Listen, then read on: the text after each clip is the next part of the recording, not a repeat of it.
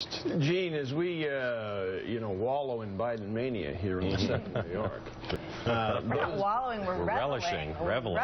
Those numbers and the increasing angst within certain campaigns, those numbers really would indicate more of a worry about Hillary Clinton's candidacy than the hope for Joe Biden's candidacy, no? I think it's really a search for a plan B. There's a widespread assumption that Hillary Clinton is the likely nominee, and there's widespread worry or nervousness about what that would eventually mean.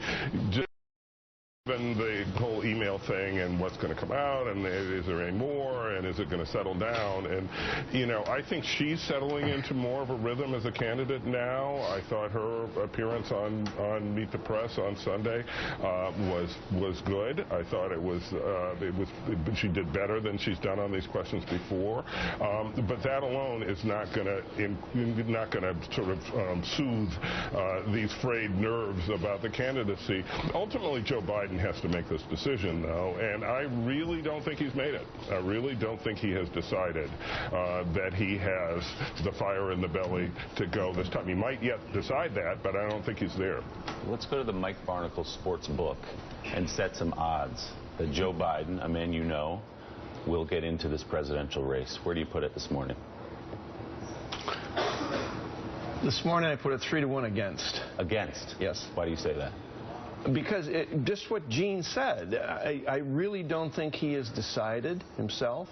I think he is still wrestling with the biggest issue for him.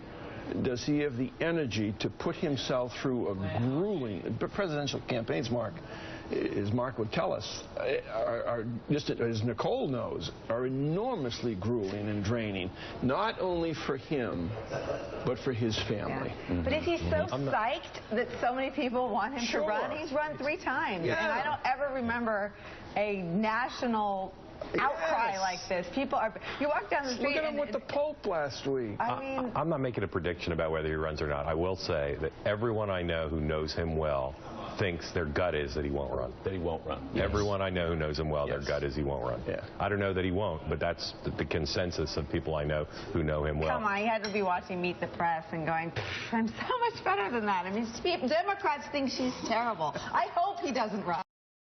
Democrats like her, though. A lot. They must, a lot of because she's still top in the polls, but so is Donald Trump. She's a strong candidate. Who thinks that you know? I know a lot of people who think that. Her problem is she's carrying around this email Democrats baggage. think she's a terrible candidate, and they're desperate for Biden to run. If he didn't have his personal issues to deal with the death of Beau Biden and need to hold the family together, I don't have any doubt that he would run. And if I were her, I'd be afraid of him on the debate stage. Yeah. She should be afraid of Bernie Sanders. I mean, Democrats think she's...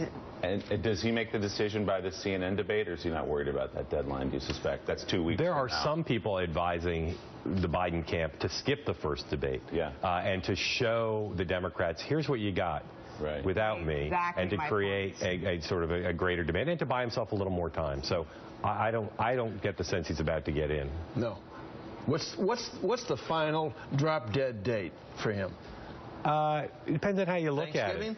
I mean, but conventional standards and filing deadlines, it's around Thanksgiving. But the reality, and again, some Democrats are arguing for this, wait till Iowa and New Hampshire, because even though you miss some filing deadlines, you still have room to deal with. If Sanders beats her in Iowa and or New Hampshire, and there's no other major candidate in the race, they'll be panic. They'll be panic. And then he can ride in on his white horse. Pandemonium.